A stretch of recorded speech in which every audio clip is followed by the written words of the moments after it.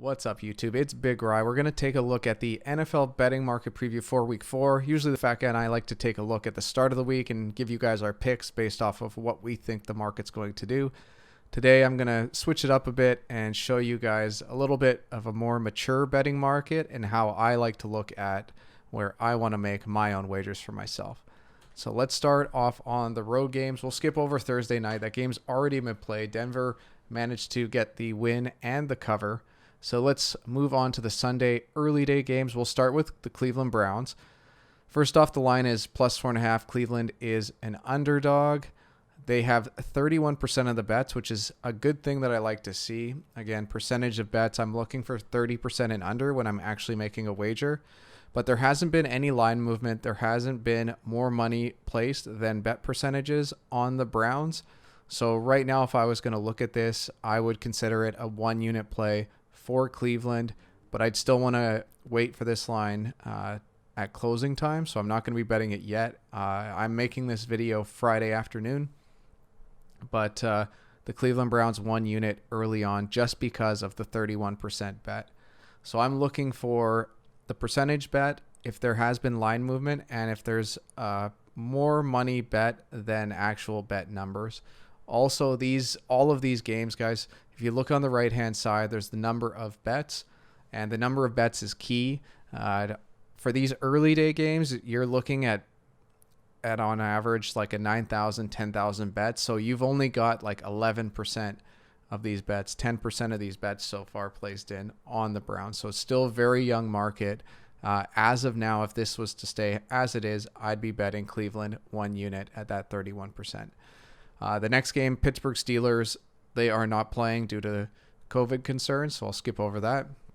Next up, New Orleans Saints. They're -3.5 point favorites. 62% of early bettors are on the Saints, so I will not touch that game because of the betting percentage numbers for New Orleans. Too popular, 62% of bettors. I don't want to touch it.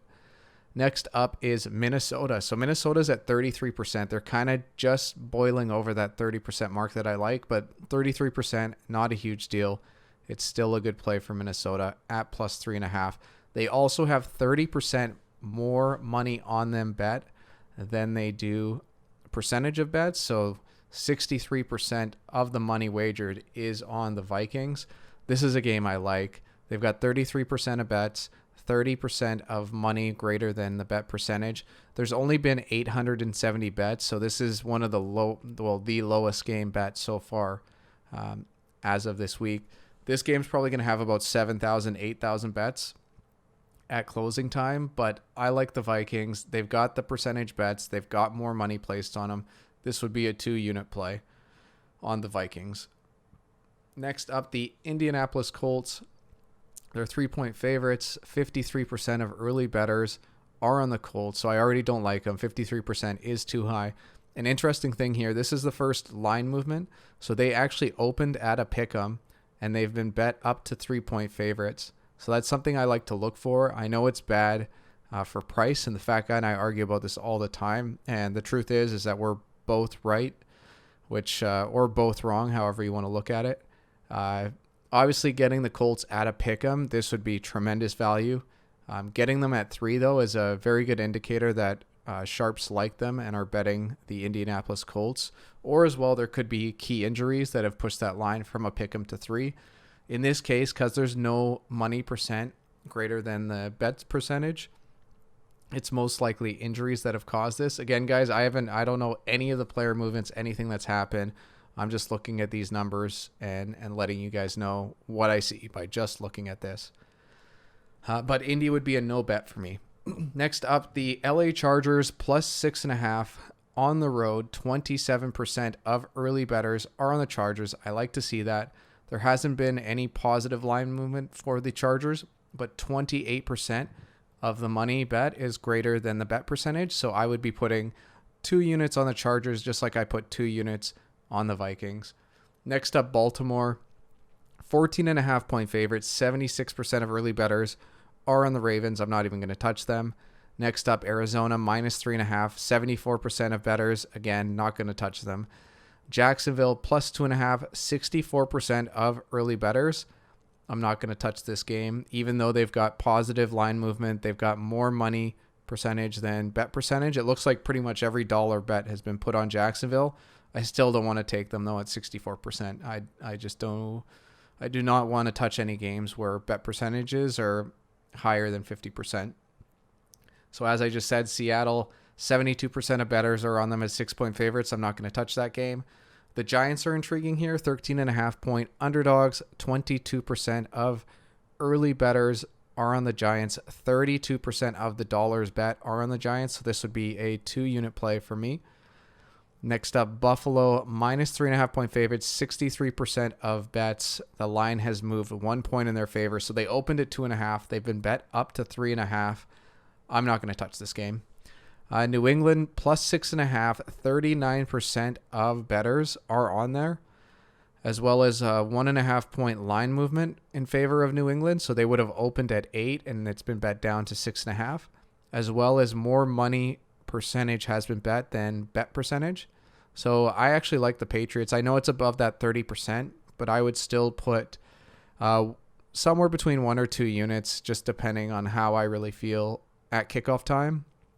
But I do like that the line has moved for New England. I know that's not great. I'd rather get them at 8 than at 6.5. And that's really where the skill of becoming a sports bettor is finding those opportunities, getting the Pats at 8 when they open, getting them at the good price, because 7 is a key number. So getting them at 6.5 isn't great. From a market perspective, I will still take it. The fat guy would spit in my face and tell me, do not take this game. You should have got it at 8. But sometimes you got to give up a little bit just because the opportunity is still there at 6.5. And then quickly, Philly at plus 7, Atlanta plus 7, 39%, 43%, no line movement, no money percentage greater than the bets percentage. So I will not touch those games on Sunday or Monday night as of now. Let's move on to the home games, or the home teams, I should say. The Jets, they were minus 150% of early bettors. We've already gone through these Thursday game's done, so there's no point talking about it now. The Dallas Cowboys, 4.5-point favorites, 69% of bets. Like I said, I was on Cleveland, so there's no way I'm going to be taking Dallas at 69% of bettors. The Tennessee game is postponed, so we'll skip over Tennessee. Next up, the Detroit Lions, plus 3, 38% of bettors are on the Lions. That line has moved 1 point, so Detroit was 4-point underdogs at home to the Saints. That line has moved now to 3, and 54% more money has been bet on this than the actual bet percentage. So there's a lot of people on Detroit, and this line actually moved while I was making this. It started at 3.5. Well, it opened at 4. It was at 3.5. It's already been bet down to 3. Detroit is a really, really good play. I'm going to put 2 units on the Detroit Lions based off of this information. Next up, Houston minus 4. 67% of early bettors are on the Texans, so I'm going to leave that game alone. Next up is Chicago at plus 2.5. 47% of early bettors on Chicago. I'm not going to touch that game. Tampa Bay is minus 7-point favorites. 73% of early bettors are on Tampa Bay. I'm not going to touch that. Washington plus 13.5. 24% of early bettors are on Washington, and they have 16% more dollars than betting percentages. I'm all over Washington. That's a 2-unit play, easy. Carolina plus 3. 26% of early bettors are on the Panthers. The line has moved in their favor. They opened at 3.5. They're now at 3-point underdogs, and 61% of the dollars have been put on Carolina. This is an easy 3-unit play. Carolina is a great bet when you look at the marketplace. So definitely recommend Carolina plus 3. If you can get it plus 3.5, even better. Next up, Cincinnati Bengals minus 2.5. 36% of early bettors are on the Bengals. If this goes any lower than 36%, if we get closer to 30%, this would be 1 unit. Otherwise, this is a game I'd be leaving alone as it stands. Miami plus 6. 28% of early bettors are on the Dolphins. The line has moved. They were 6.5. They're now down to 6. And 11% more money has been bet than betting percentages. So 39% of the money, 28% of the bets. The line has moved in Miami's favor. This is another 3-unit play for Miami. We get the reverse line movement, we get more money, and we get a very low amount of bettors on Miami. So Miami is also another 3-unit play. The Rams, 13.5-point favorites at home, 78% of early bettors. I don't care how much that line's moved. I'm not taking the Rams. Vegas, +3, 37% of early bets have been put on the Raiders, and that's a game I would leave alone. Again, if those betting percentages come down to 30%, I would be looking at the Raiders, but at 37%, no line movement, no money greater than the bet percentages, I'm going to leave that game alone. Next up, we have the Chiefs, -7 at 61%, San Fran, -7.5, 61%, Green Bay, -7, 57%. I'm leaving all three of those games alone, no matter the line movement or if the money percentage is greater. That San Fran line opened at 3 and it's now up to 7.5. So if you did get that line at 3, congratulations for anyone betting San Fran, as well as the Rams. Like the Rams 4.5-point line move, that's crazy. Those are very big swings. Even at what is that, 9 to 13.5 is still a very big swing. 3 to 7.5 is huge. Like you don't get many bigger swings than that. But that's pretty much it. Otherwise, I'm just going to be rambling on. So I really like Miami. I really like Carolina. There's also Washington, Detroit. Those are all the home teams. We also have the Giants and the Chargers, and possibly the Browns if they stay at that 31%. So those are the games that I like. Looking at the bet percentages, looking at the line movements, looking at the money percentage if it's greater than the bet percentage. And keep in mind, guys, these markets are only like 10%, maybe 15% in.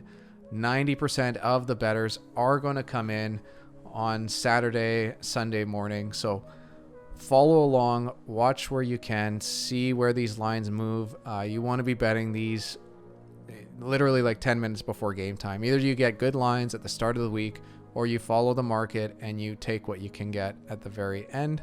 There's still some opportunity at the end. There's way more opportunity at the start of the week, but it's very, very hard to predict what is going to happen in the market at the start of the week. So you can get those guaranteed results at the end, like guaranteed as far as you know what the market is going to be. If you really, really want to get all the meat on the bone, you bet at the start of the week. Hopefully I can help you guys make a little bit of money this weekend. And as well, all of my numbers I get from the Action Network. Action Network is terrific. Sports Insights is terrific. They're very, very good with the betting percentage numbers. Other than that, guys, thank you very much for listening. Sorry I've been ranting on about all these betting percentages, but hopefully I can help you guys out for NFL Week 4.